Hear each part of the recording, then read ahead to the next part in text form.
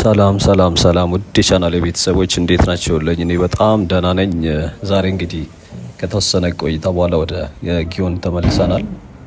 እንግዲህ ዛሬ የምንጎበኘው ጊዮን አካባቢ ወንዝ ዳር ልማቱንና እንደዚሁም ደግሞ እስከ ፋውንቴኑ ድረስ ዛሬ አብረን እንቆያለን። እንግዲህ እንደምትመለከቱት ዛሬ ቪዲዮችን የተነሳ ነው እዚህ የጋንዲ ሆስፒታል ጋር ወይም ደግሞ ከሪንግ ፋውንቴኑ ፊት ለፊት ኖኩ ያለበት ጋር ነው ዛሬ የተነሳ ነው። በቀጥታ በመሻገር አዲስ የሚሰሩ ፕሮጀክቶችንም እያየን በዛ አጥሩ ስራ ያለውን ማለት ነው።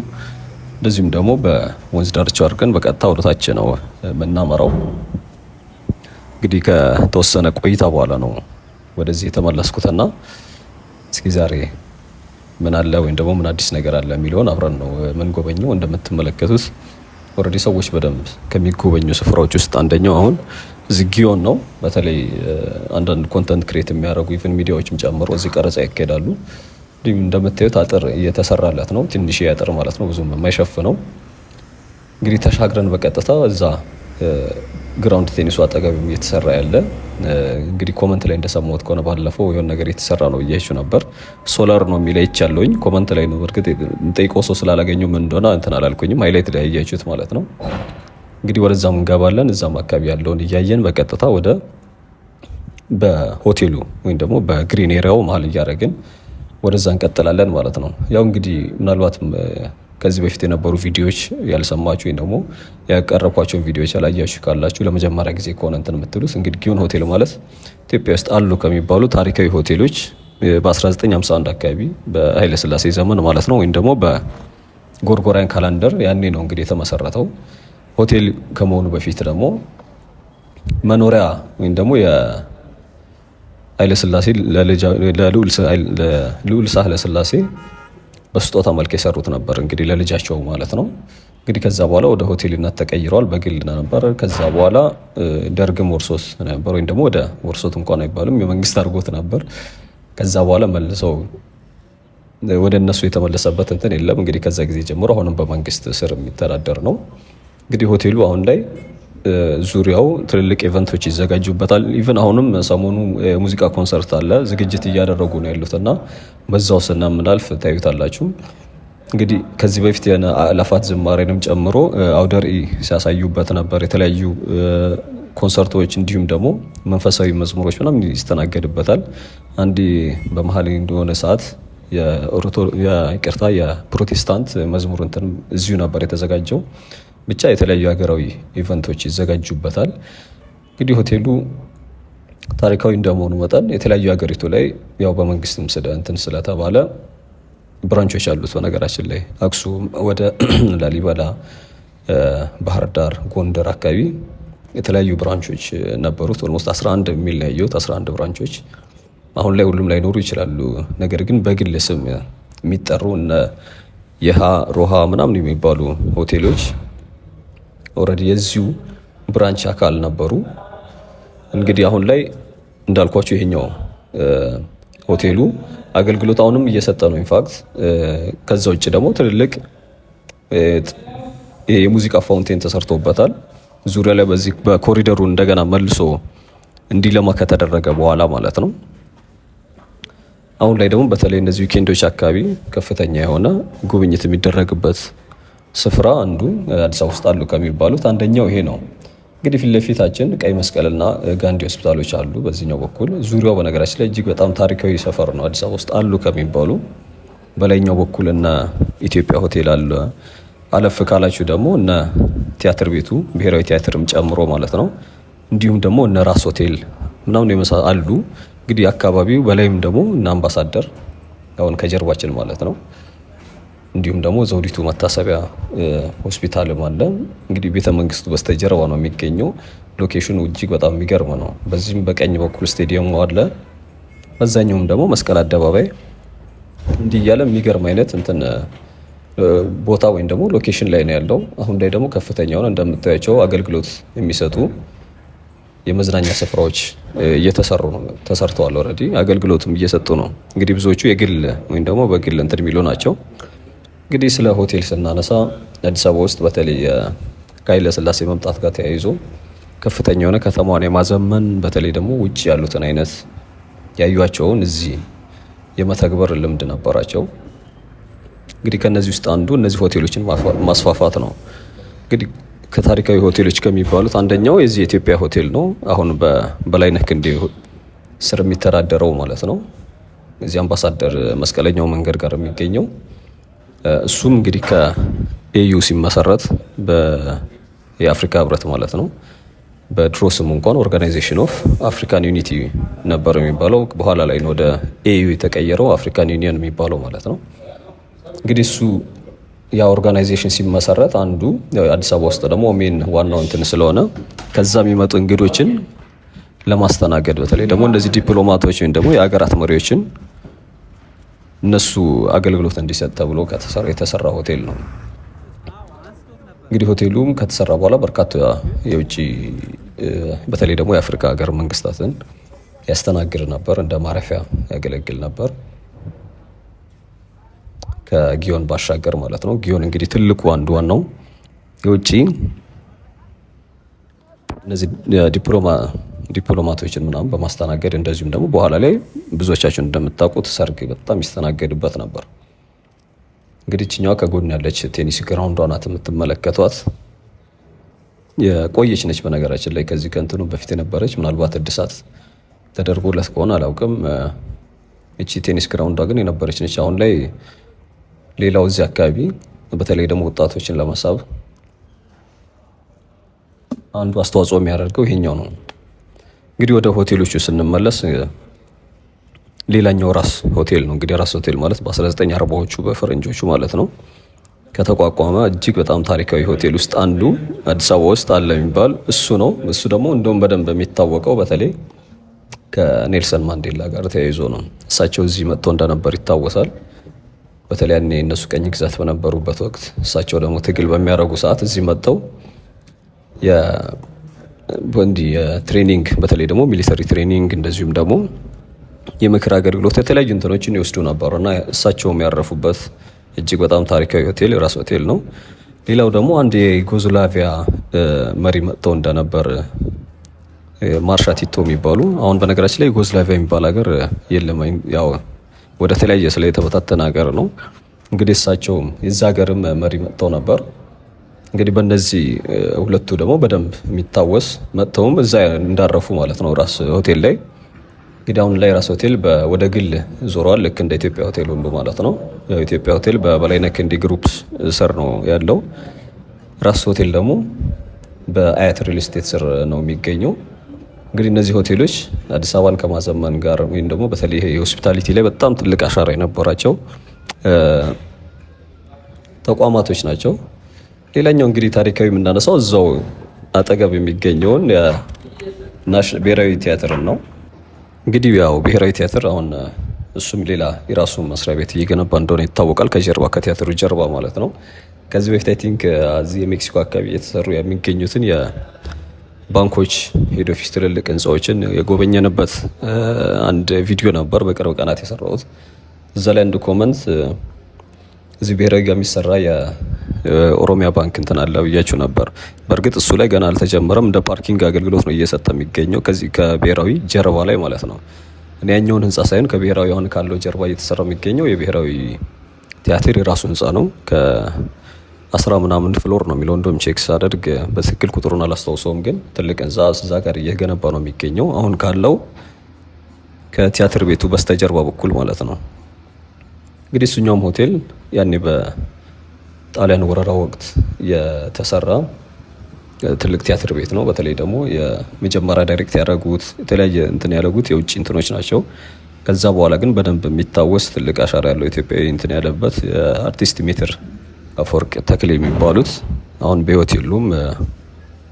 የእሳቸው እንትኖች ዝግጅቶች ይቀርቡበት ነበር። በተለይ ከኢትዮጵያውያን ጋር ተያይዞ የእሳቸው ስራ ነው። የነዚህ ስለ ኢትዮጵያ አንድነት የትግል እንደዚሁም ደግሞ የቅርሶች ምናምን የሚዘክር የእሳቸው ስራ ይቀርቡበት ነበር። እሳቸው ትልቅ አሻራ እንደነበራቸው ነው እንትን የሚባለው። መጀመሪያ ሲሰራ እንግዲህ ወደ 350 ወንበር እንዲኖረው ተደርጎ እንደተሰራ ነው። በኋላ ላይ ግን ያው ኃይለሥላሴን መልሶ ወደ 1000 በላይ ወደ 1200 ምናምን ሰው ማስተናገድ እንዲችል አድርገው እንዳጠናቀቁት እንደዚሁም ደግሞ ከፍ እንዳደረጉት ነው ቼክ ሳደርግ ያነበብኩት። እንዲሁም ደግሞ ያው እሳቸው ብዙ ጊዜ ውጭ እንዳልኳችሁ የተለያየ ሀገር ሄዳሉ። የሆነ ያዩትን ነገር ወደዚህ እንትን ይሉ ነበርና እዛ ያዩቸውን እነዚህ ቲያትሮችን የኢትዮጵያን ባህል ወይም ደግሞ ከኢትዮጵያ ጋር እንዲሄድ በማድረግ እንዲቀርብበት ነበር የሚያደርጉት። በኋላ ላይ እንደውም በእሳቸው ስምም እንዲሰየም ተደርጎ ነበር። በተለይ ደግሞ የእሳቸው የሆነ ክብረ በዓል ላይ ነው ስሙ እንዲቀይር የተደረገው እንጂ መጀመሪያ ላይ ቲንክ የጣሊያንኛ እንትን ነው የነበረው፣ በሌላ ስም ነበር እነዛ የሰየሙት። በኋላ ላይ መልሶ አሁን ያለውን ስያሜ ይዟል ማለት ነው። እንግዲህ አዳዲስ የሆናችሁ ቤተሰቦች ቀጥታ ወሬ ያበዛውባችሁ ሰብስክራይብ እያደረጋችሁ እንድትቀላቀሉ እንጠይቃለሁኝ። ያው ነባር ቤተሰቦችም ሀሳብ አስተያየታችሁን እያስቀመጣችሁ ላይክ እያደረጋችሁ ብትጀምሩት ደስ ይለኛል። በየቀኑ ተመሳሳይ ወይም ደግሞ ወይ ፕሮጀክቶች አዳዲስ ነገሮችን ነው የምናየው የምንለቀውና ነባሮች እንኳን ታውቁታላችሁ በደንብ። ሀሳብ አስተያየታችሁንም ማስቀመጣችሁን አትርሱ። እንግዲህ እንደምትመለከቱት ወንዙ ወይም ደግሞ ዳር ላይ ነው እየሄድን ያለ ነው። እየሄድን ካለንበት በስተስር ደግሞ ግራውንድ ላይ ሱቆች አሉ ብያችሁ ነበር ባለፈው። በእርግጥ እንትን አልጀመሩም፣ ትንሽ ሱቆች ናቸው እዚህ ከወንዙ ጎን ማለት ነው። ያው ወንዟ እንደምትመለከቷት ነች። ጽዳት ወይም ደግሞ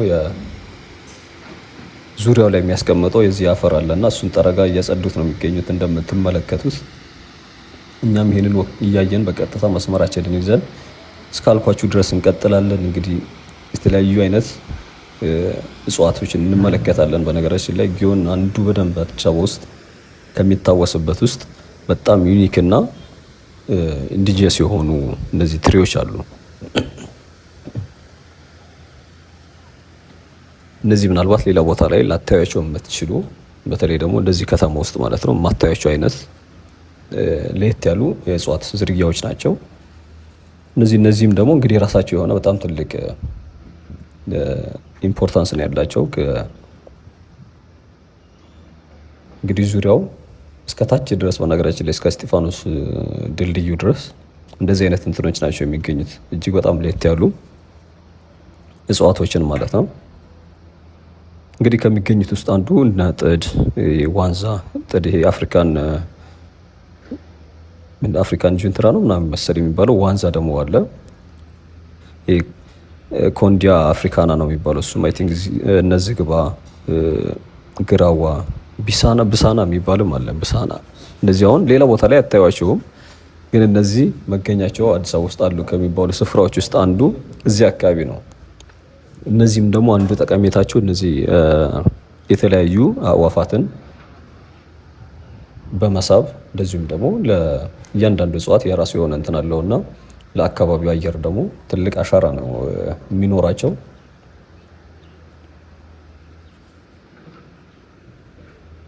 እንግዲህ ከዚህ በፊት እንደዚህ አይነት እንትን ያነሳ ነው እዚህ የፒኮክ ፓርክ ስር ነው። ፒኮክ ማለት እዚህ አትላስ ዙሪያ ላይ የሚገኘውን ያንን ፕሮጀክት ስናይ ስለ እሱ አንስተን ነበር።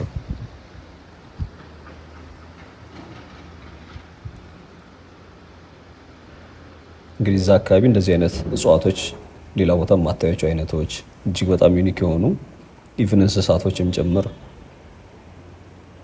እነ ጥቁር አንበሳን ጨምሮ የሚገኙበት ስፍራ አንዱ የአዲስ አበባ ውስጥ ፒኮክ ፓርክ ነው ብለን ነበር። እዚህ ደግሞ ቢያንስ ስለ እንስሳት እንኳን እንትን ባንል እጽዋቶችን አንስተናል። እንግዲህ የተለያዩ ሀሳቦችን እያነሳን ነበር እስካሁን ድረስ። አንዱ ካነሳናቸው ውስጥ እነዚህ የቲያትር ቤቶች እንግዲህ አገር ፍቅር ቲያትርም አለ። ባለፈው የዚህ የፒያሳ አራዳ ሞልን ስናይ ስለሱ የተወሰነ እንትን ብያችሁ ነበር። እዚህ አገር ፍቅር ቲያትር የሚባለው በዘውዲቱ ባህል ማዕከል ወደታች ስትወርዱ የምታገኙት ማለት ነው። እንግዲህ ሀገር ፍቅር ደግሞ የመጀመሪያ ቲያትር ቤት እንደሆነ ነው የሚታወቀው። ከብሔራዊ የሚቀድማል ማለት ነው። እንግዲህ ሁለቱም አሁን የሚተዳደሩት ያው በመንግስት ስር ነው፣ ወይም ደግሞ ይሄ በባህል ሚኒስቴር ማለት ነው። በሱ ስር ነው የሚገኙት። እንግዲህ የሀገር ፍቅር ላይ አሁን ቲያትር እንጃ ይኑር አይኑር በእርግጠኝነት አላውቅም ስለሱ። ነገር ግን ያው ብሔራዊ አሁንም አገልግሎት ይሰጣል። የሆነ የተወሰነ ጊዜ ተቋርጦ ነበር። ከዛ በኋላ ግን አገልግሎት መስጠት ጀምሯል። ያኔ ከተወሰነ ምናልባት የተወሰኑ 1-2 ወሮች ወይ ደግሞ 3 ወሮች አካባቢ አርቲስት ጌትነት እንየው የምስጋና እንትን ቀርቦለት ነበር። የምታስታውሱ ከሆነ ስጦታም ተበርክቶለት ነበር። እንግዲህ ዝግጅቱ የነበረው እዛ ነው። እንግዲህ ከዛ ጊዜ ያን ሰሞን ነው መልሶ አገልግሎት ወይም ደግሞ ቲያትሮችን ማሳየት የጀመረው። ከዛ በፊት ዝግ ሆኖ የተወሰነ ቆይቶ ነበር። አሁን ላይ ያው አገልግሎት እየሰጠ ይገኛል ማለት ነው።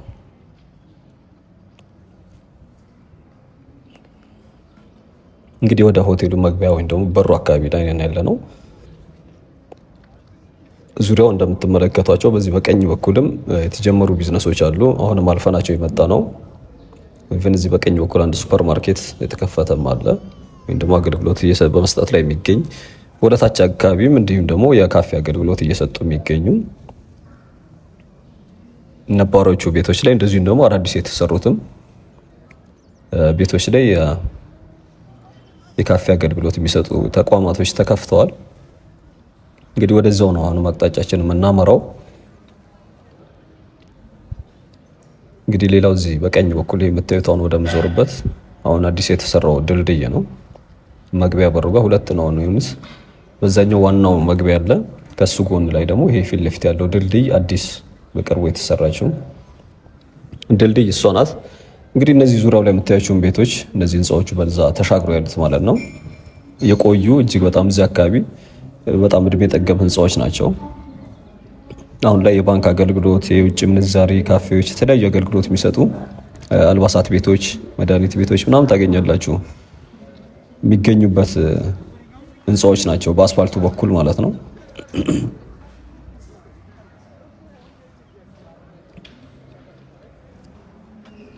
እንግዲህ የደቡብ ሱዳን ባንዲራ እየታየኝ ነው ሚድሮክ ህንፃው ላይ። የሳልቫኪር ሰሞኑ ጉብኝት ላይ ናቸው የደቡብ ሱዳኑ ፕሬዝዳንት ማለት ነው። እንግዲህ የተለያዩ ሀገራት እንትኖች ሲመጡ ይህ ስክሪን ከተገጠመለት በኋላ ትልልቅ እንትኖችን እዚች ላይ ይለቀቃሉ። ልክ መስቀል አደባባይ ላይ እንዳሉት ስክሪኖች ሁሉ ማለት ነው።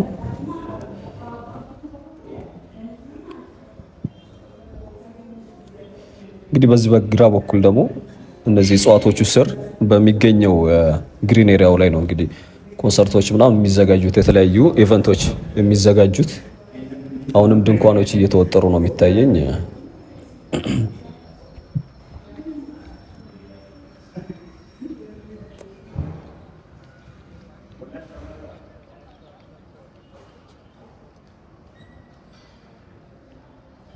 እዚህ ስር ላይ ማለት ነው።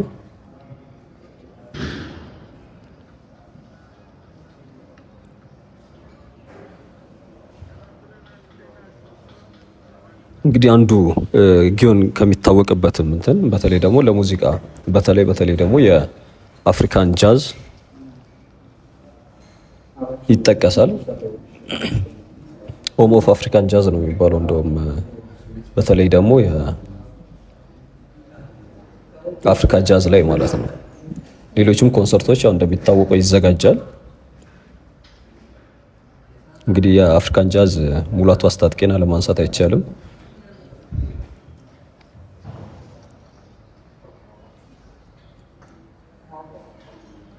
እንግዲህ ነባሮቹ ቤቶች እነዚህ ናቸው። እድሳት ከተደረገላቸው በኋላ ቢዝነስ የተጀመረባቸው ማለት ነው። ከነሱ በስተጀርባ ያው ወንዙ ነው ያለው ተሻግሮ አስፋልቱ የመስቀል አደባባይ እሱን ነው የምታገኙት። ሌላ ምንም የለም አሁን ላይ። እዛም አካባቢ እየሰሩ ያሉ ይሄን ግሪን ኤሪያ ምናምን አለ። በእርግጥ በቆርቆሮ ስር የተጀመረ ማለት ነው።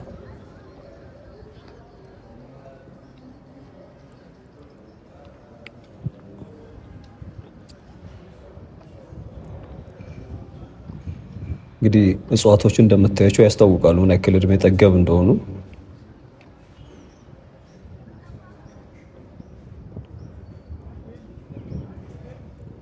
የመውጫ ሰዓት አካባቢ ስለሆነ የተወሰነ ሰው በደንብ አልመሸም። በተለይ ምሽት ላይ ሲሆን እነዚህ ፋውንቴኑ ሲለቀቅ ከሙዚቃ ጋር ማለት ነው ሰዎች የሚጎበኙ ሰዎች በብዛት ይገኛሉ። አሁን ላይ ግን ያን ያክል አልመሸም። እንደዚሁም ደግሞ ሰዓቱም ገና ስለሆነ የተወሰነ መቀዛቀዞች ትመለከታላችሁ።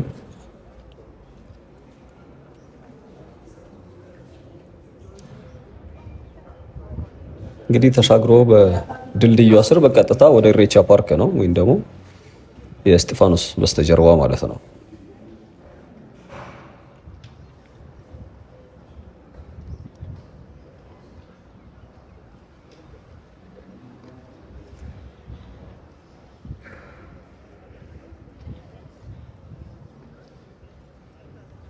እንግዲህ ቀጥታ ወደ ቀኙ ወደ እስጢፋኖስ ሲሆን በፊት ለፊት ደግሞ እንደ ግራ ወደ ግራ ትንሽ እጥፍ ነገር ስትሉ ቀጥታ ወደ ጀርባው ቤተ መንግስቱ ወደዛ ነው የሚወስዷችሁ።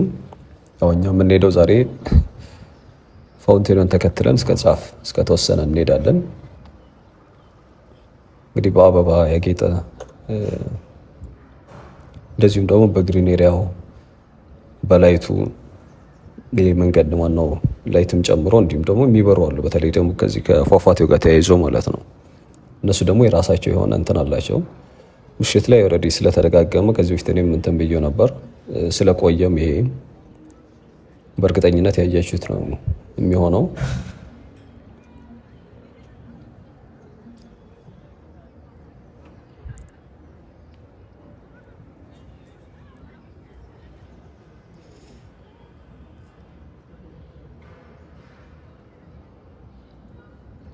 እንግዲህ ትናንትና ወደ ፒያሳ ነበር የሄድ ነው። ፒያሳን ነበር ያየነው። በተለይ ደግሞ የነዚህ የአራዳ ሌክቸሪ ሞል ፒያሳ፣ እንዲሁም ደግሞ የዳግማዊ ምኒልክ ፕላዛን ነበር ያየነው። አዲስ እየተከፈተ የሚገኘው ኦልሬዲ እያለቀ ነው። አገልግሎት መስጠት ሊጀምር ነው። ከጎን የሚገኘው ማለት ነው። ከዚህ ከሞሉ ጎን የሚገኘው የሚገርም አይነት ተርሚናል ያለው የታክሲም የባስም ተርሚናል የያዘ እዛ ዶሮ ማነቂያ ላይ እየተሰራ ያለውን ነበር ያየነው። ዛሬ ደግሞ ወደዚህ መጥተናል ማለት ነው። እንግዲህ እነዚህ ፊት ለፊት የምታያቸው ናቸው አዳዲስ የተሰሩ ያልኳችሁ። እስካሁን ድረስ ስንመጣ ያየናቸው በየመንገዱ የነበሩት ኦልሬዲ የነበሩት ግን ደግሞ እድሳት የተደረገላቸው ናቸው። እነኚህ ግን የካፌ አገልግሎት እየሰጡ የሚገኙት እነዚህ ነጫጮቹ ቤቶች በሙሉ አዳዲስ የተሰሩ ናቸው። እንግዲህ ለህፃናትም እንዲሁም ደግሞ ለአዋቂም ሌላ መዳረሻ ከሆኑት ውስጥ አንዱ እነዚህ ናቸው። እነዚህ ወንዝ ዳር ልማቱ ላይ የተሰሩ ይሄኛው ጊዮንና እንደዚሁም ደግሞ ቀጥሎ የሚገኘው በተለይ የኢሬቻ ፓርክ በተለይ ወጣቶች፣ ከዛ ደግሞ እንዲህ እያለ ወደ ፒኮክ አትላስ ምሽት ላይ በጣም ከሚጎበኙ ስፍራዎች ውስጥ እነዚህ ይጠቀሳሉ። አሁን ላይ እንግዲህ እዚህ ያላችሁ መጥታችሁ የምትጎበኙ እግር ጥሏችሁም ወደዚህ ስታልፉም እንኳን ቢሆን ወደ ስቴዲየም መስቀል አደባባይ ወደዚህ አካባቢ የምትመጡ ካላችሁ በተለይ ደግሞ ምሽት አካባቢ በጣም ነው የሚያማምረው። እንግዲህ ተጋብዛችኋል ማለት ነው። ሰብስክራይብ ያላረጋችሁ ድጋሚ ላስታውሳችሁ። እንግዲህ ለዛሬ እኔ ሀሳቤን እዚሁ ጨርሻለሁኝ። እስከተመቻችሁ ድረስ በእርግጥ ብዙም አንቀጥልም፣ የተወሰነች ነች የቀረችን። እስከተመቻችሁ ድረስ እንድታዩት ጋብዛችኋለሁ። ነገ ደግሞ በሌላ እንመለሳለን። እስካሁን ድረስ ታክሳችሁ ስለተከታተላችሁኝ በጣም ነው የማመሰግነው። ቻው፣ መልካም ጊዜ።